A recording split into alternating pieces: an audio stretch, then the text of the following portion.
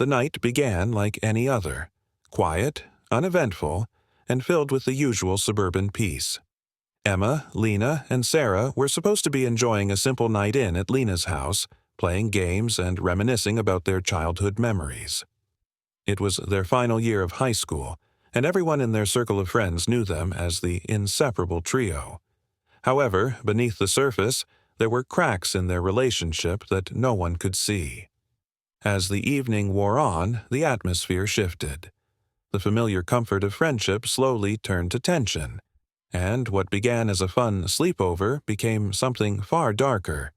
The game of truth or dare started innocently, with nothing more than silly dares and harmless confessions. But as the night went on, something changed. The dares began to push boundaries. The truths became deeper and more revealing. Welcome to Beneath the Surface, the dark side of crime, where every shocking twist and emotional turn pulls you deeper into the heart of true crime.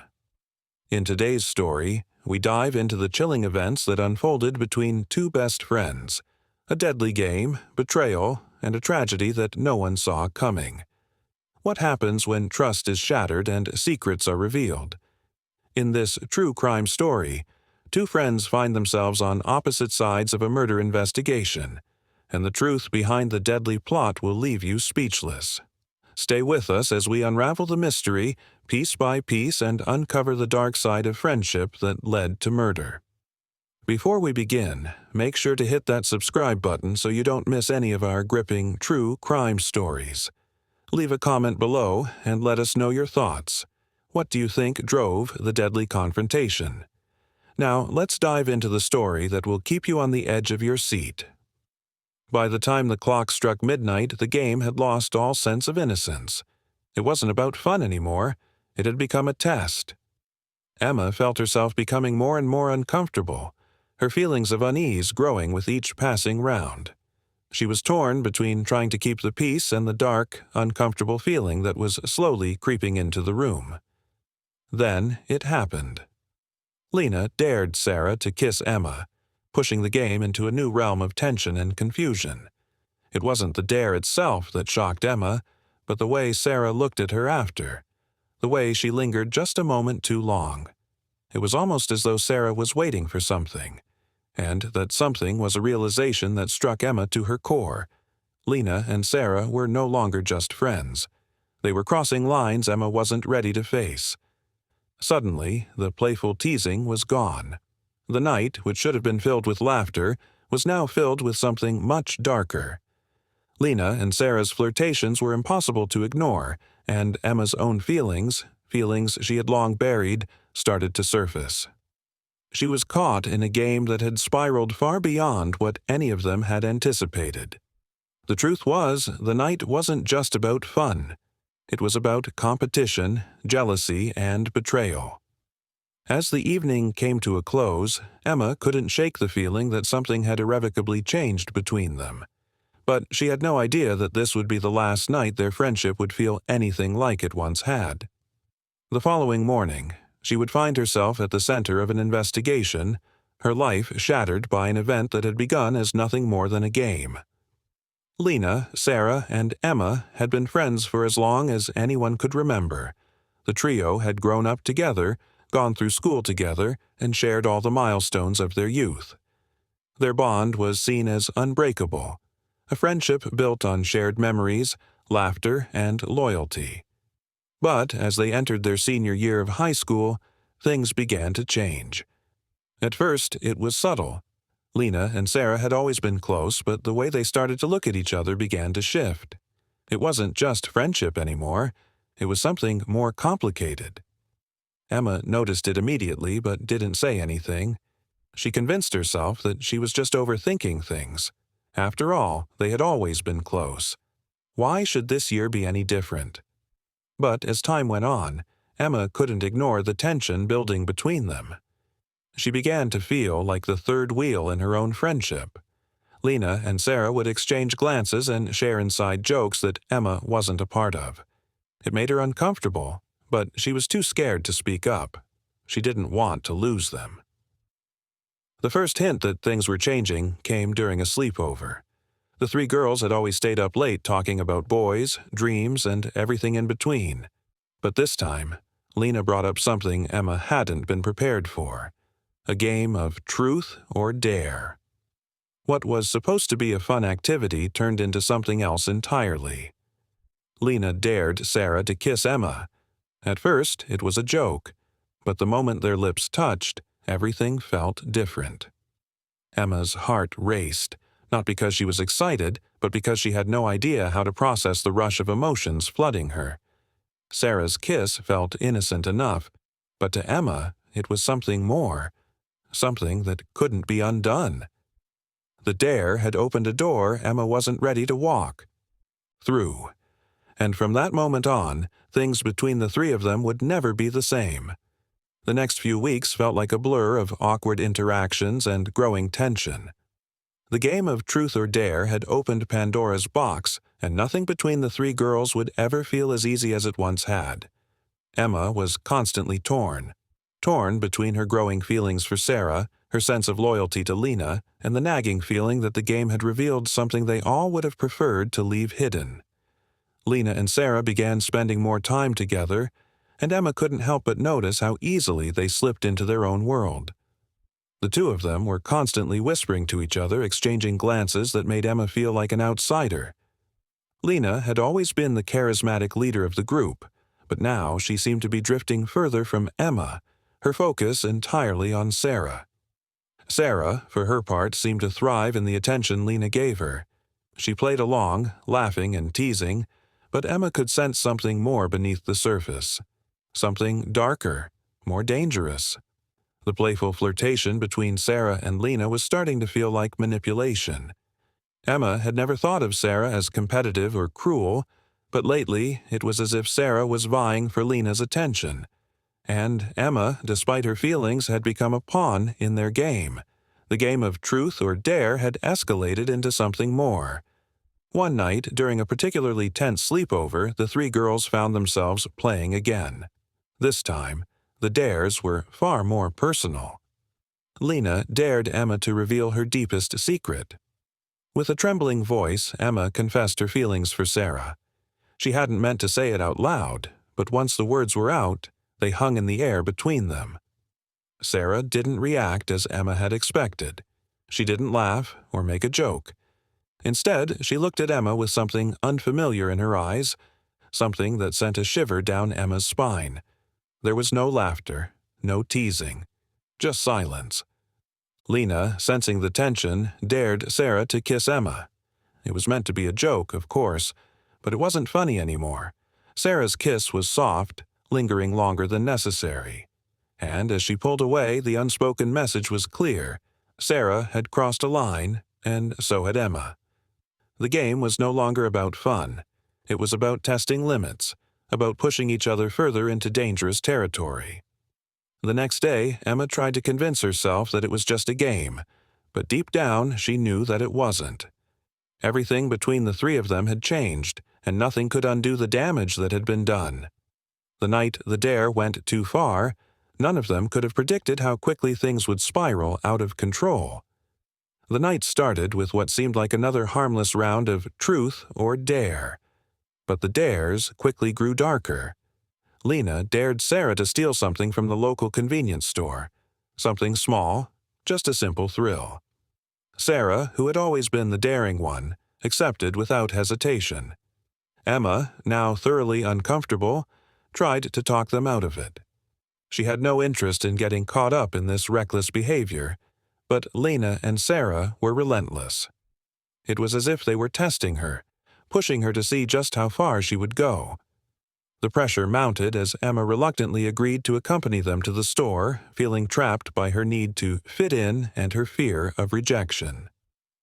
The night ended in disaster. When Sarah returned with stolen items in hand, she was jubilant, proud of her boldness. But Emma was horrified, realizing just how far they had all fallen from the friendship they had once shared. Lena, meanwhile, was thrilled by Sarah's success, egging her on even further. Then the argument began. Emma confronted Lena and Sarah about what they had done, expressing her discomfort and unease. But instead of understanding, Lena and Sarah grew defensive, accusing Emma of ruining their fun. The tension was palpable, the room heavy with unspoken resentment. The argument escalated. Sarah, her frustration boiling over, struck Lena with a heavy object in a moment of uncontrollable rage. The impact sent Lena crashing to the floor. Emma stood frozen, unable to move. The air was thick with the scent of blood and betrayal. Sarah stood over Lena's lifeless body, her breath ragged, her eyes wide with shock. Emma, still in shock, couldn't find the words to scream. She had been paralyzed by fear, too terrified to act. And now, Lena was gone. The investigation, which started as a typical case of a violent confrontation between friends, quickly escalated into something more profound. Detective Green had seen cases like this before. Shocking, yes, but often the circumstances could be unraveled through careful questioning and methodical evidence gathering. However, this case felt different. The more he learned about the three girls, the more complicated it became. Emma, who had once been the life of the group, was now a shadow of herself. She had refused to look anyone in the eye during her initial interview, and when she spoke, it was as though her voice was distant, her words hollow. Detective Green noted her nervous tics and the way she fidgeted with her hands. It was clear that Emma was hiding something. He just didn't know how deep it ran. "Emma, I need you to help me understand what happened that night," Green said, his voice calm yet firm. He had been trained to break down barriers, to read between the lines, but Emma's responses were evasive, fragmented. The footage shows Sarah and Lena arguing. Where were you during this? Emma's eyes flickered toward the door as though the question might trigger another wave of guilt. I was in the living room. I didn't know what to do. They were shouting and I just froze. I thought they would calm down. I thought it was just a fight, you know? Friends argue sometimes, right? But you saw the argument escalate. Sarah grabbed a heavy object and Lena fell. You could have stopped it, Emma, Green pressed. I know, I should have done something, but I didn't. I just sat there, watching. I was terrified. Green leaned back in his chair, trying to read her.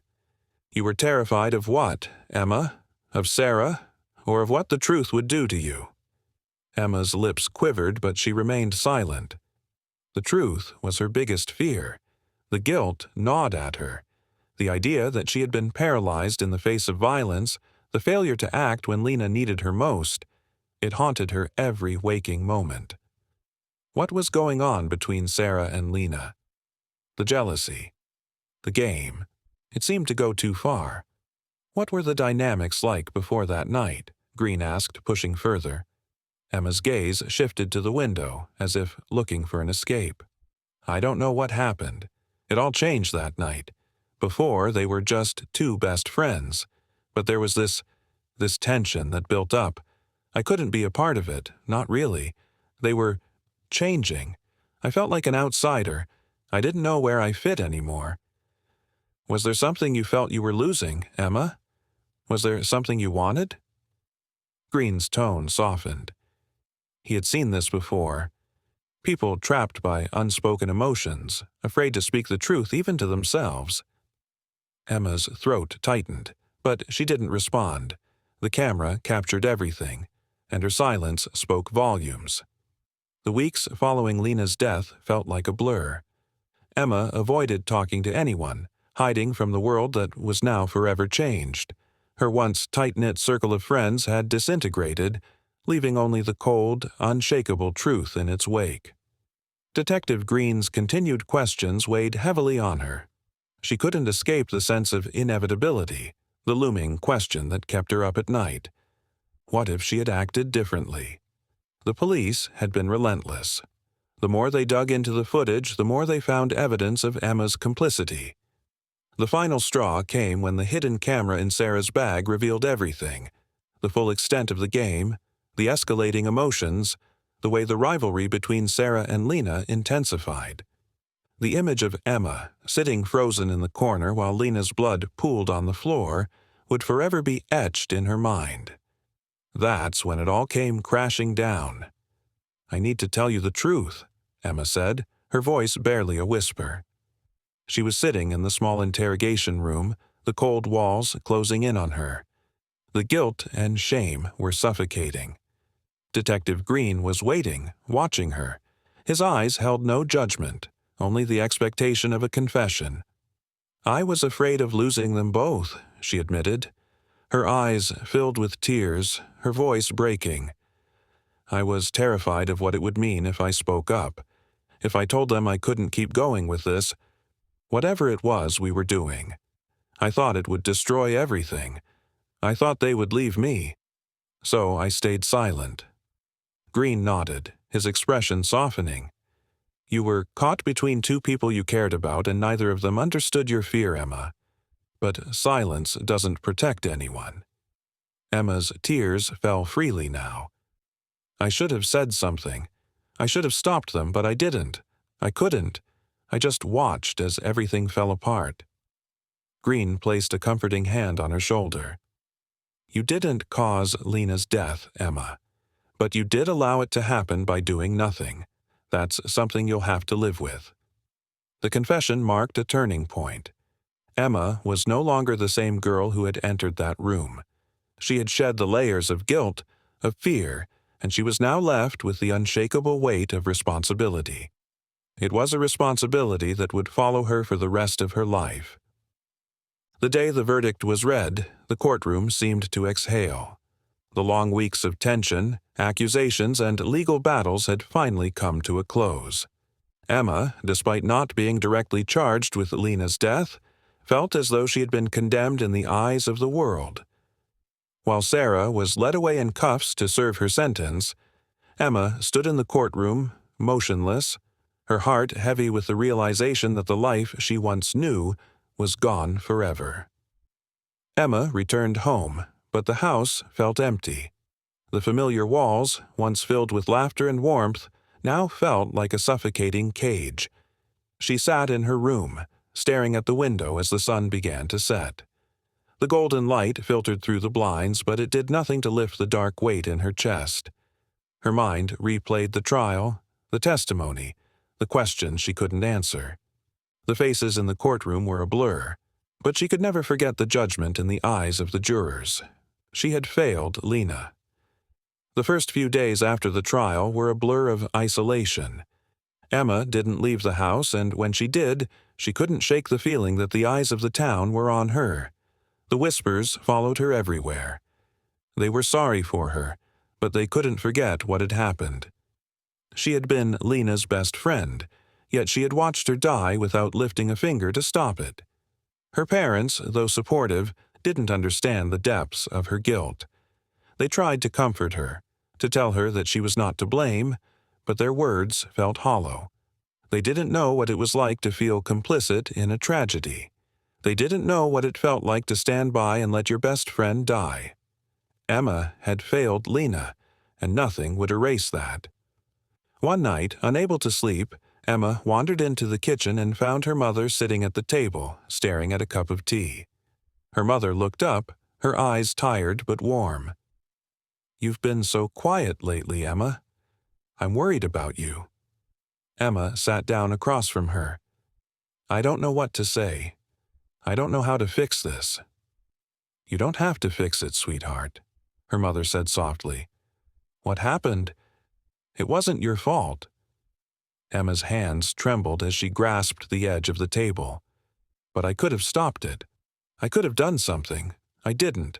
I sat there and I watched. I didn't help her, and now she's gone." Her mother reached across the table, placing her hand gently over Emma's. "You were scared. And sometimes when people are scared, they freeze. But that doesn't mean you wanted this to happen." Emma shook her head, the tears that had been building finally spilling over. "I didn't want it, but I didn't do anything to stop it. And now I have to live with that. I have to live with the fact that I let my best friend die." Her mother's voice cracked with emotion. "Emma, you have to let go of that guilt. You can't carry the weight of the world on your shoulders. You've suffered enough." But Emma couldn't let go. She couldn't stop thinking about the moments before Lena's death, the argument, the stolen items, the moment Sarah's rage took control, and then the stillness of the room as she did nothing.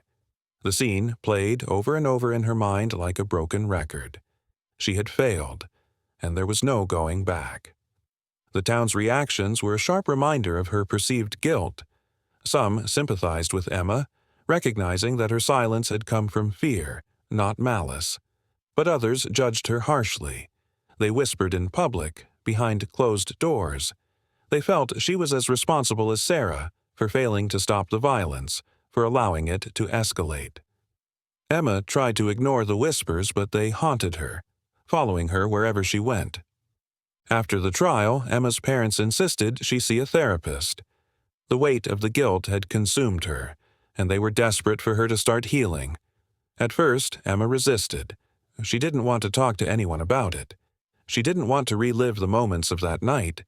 But her mother's insistence finally wore her down, and Emma found herself sitting in Dr. Richards' office, the sterile environment making her feel even more isolated.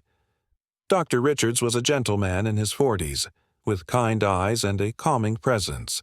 He listened intently as Emma spoke, never interrupting, giving her the space to express what had been building inside her for months. "I just feel like I'm suffocating," Emma said, her voice barely above a whisper. "Every time I close my eyes, I see Lena's face, and every time I think about what happened, I feel like I failed her." Dr. Richards nodded. "I understand that you feel responsible for what happened. It's natural to feel that way, especially when you were there and witnessed the events unfold. But you have to understand that there is a difference between inaction caused by fear and deliberate harm." Emma's eyes filled with tears. "But I let her die. I should have done something. I should have stopped Sarah. And if you could go back, Emma, what would you have done?" Dr. Richards asked, his voice calm. I don't know. I don't know what I would have done. I was scared, but I should have said something. I should have called for help. I should have—" Her voice trailed off, the weight of those words unbearable. "Sometimes we act out of fear," Dr. Richards said gently. "But fear doesn't make you guilty, Emma. Fear makes us human. You were in an impossible situation. The guilt you feel is natural, but it's not something you should let define you." Emma sat in silence, her mind racing. Could it be true? Could it be that she wasn't responsible for Lena's death, even though she had done nothing to stop it? The following weeks were a blur of therapy sessions, self-reflection, and moments of doubt. Emma slowly began to accept that while she had been afraid and paralyzed by guilt, she wasn't the cause of Lena's death. It wasn't her fault, but the shame of inaction still clung to her like a shadow. After the verdict, Sarah was taken into custody. The court had sentenced her to 15 years for manslaughter. The prison walls, cold and unyielding, became her new reality. The media's portrayal of her as a dangerous, impulsive killer didn't make the transition easier. As she was led away in handcuffs, she couldn't help but wonder how everything had gone so wrong. How had she gone from being one of the most popular girls in town to a convicted felon? Prison was not the place Sarah had ever imagined herself. The long gray hallways echoed with the sounds of other inmates shouting, crying, or simply existing in the emptiness that defined their days. Sarah had always been the life of the party, the girl everyone gravitated toward, and now, in this cold institution, she was just another prisoner, alone, regretful, helpless. Her first few weeks in prison were a blur. She was placed in a low-security section of the facility, surrounded by women who had all been condemned by their own actions. Some were hardened criminals, others were mothers, daughters, and sisters who had made a single terrible mistake. In the eyes of many, Sarah was just another troubled soul. But she couldn't shake the image of Lena, her best friend, lying dead on the floor of the house where they had once shared so many memories. Sarah had tried to avoid the thoughts that plagued her during those first nights. She told herself that Lena had been too much of a drama queen, that she had overreacted, But deep down, Sarah knew the truth. She had killed her best friend. And no matter how much she tried to justify her actions to herself, there was no escaping the knowledge that it was her hands that had caused Lena's death. But the worst part wasn't just Lena's death, it was the broken friendship with Emma. In a twisted way, Sarah had once seen Emma as an ally. But now, every thought of Emma brought pain. Emma had been the one person who had been there with her, who had watched the whole thing unfold, and yet, when the time came to stop it, Emma had done nothing. Sarah resented her for that, but more than that, she hated herself for needing Emma's support and never receiving it. Months passed, and Sarah's world in prison became a monotonous blur of routines, meals, and endless nights spent staring at the ceiling. During the long, lonely nights, Sarah began to reflect. She began to piece together the puzzle of what had gone wrong, the twisted mix of competition, jealousy, and unspoken feelings that had festered for so long. At first, Sarah had blamed Emma. It had been Emma who hesitated when things got heated, Emma who had stood by and let things spiral out of control. But as time went on, Sarah's anger started to turn inward. She realized that she had pushed Emma to the edge. She had been the one to instigate the dangerous games, the reckless dares, and the hurtful remarks that had ultimately driven a wedge between the three of them. Emma had been right to be afraid, and Sarah knew that the violence in her had been the catalyst that had ended Lena's life. One afternoon, as Sarah sat alone in the prison yard, she watched a group of inmates laughing and talking together.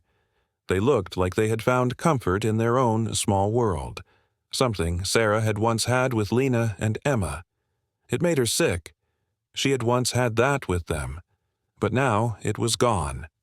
The laughter and joy they had shared was replaced by endless silence and regret. Sarah spent more time than she ever wanted to admit thinking about the moments leading up to Lena's death. She replayed every argument, every look, every word exchanged between the three of them. She couldn't help but think about how simple things might have been if she hadn't been so blinded by jealousy. It wasn't just about Emma and Lena anymore. It was about the deep-rooted insecurity she had felt for so long, the fear that she would never be enough. And that fear had made her lash out in the worst possible way. In prison, Sarah was assigned to a group therapy session that helped incarcerated individuals deal with anger, regret, and their past decisions. It was during these sessions that Sarah began to see her own actions for what they truly were. At first, she resisted. She didn't want to confront the ugly truth about herself.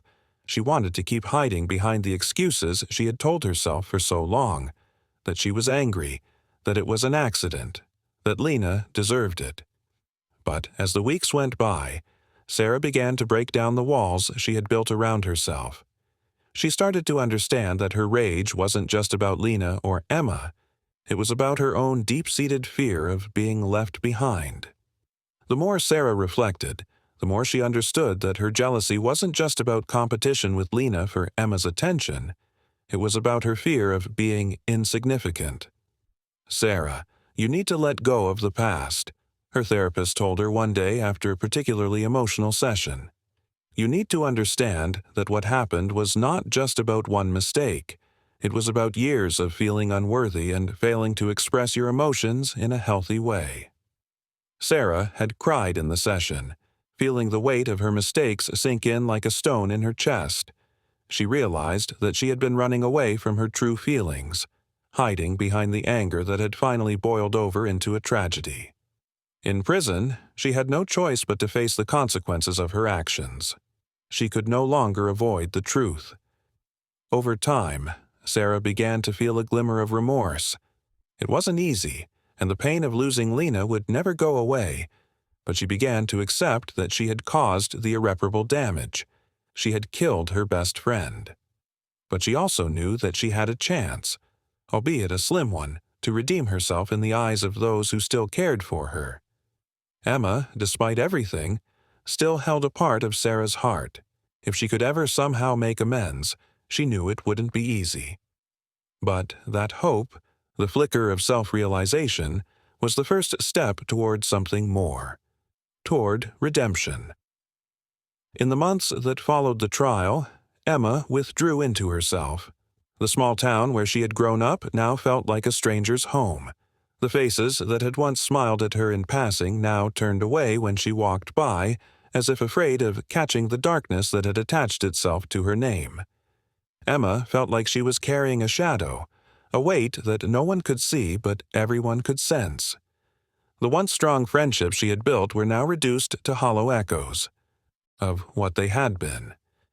People looked at her with pity, with judgment, but never with the same affection that had once surrounded her. The media had painted the picture of a tragic victim, but in her heart, Emma knew the truth. She had been complicit. It was her silence that had allowed the tragedy to unfold. She wasn't the one who struck the fatal blow, but she hadn't done enough to stop it, and for that, she would never forgive herself. But it wasn't just the town's judgment that Emma struggled with. It was the constant turmoil in her own mind.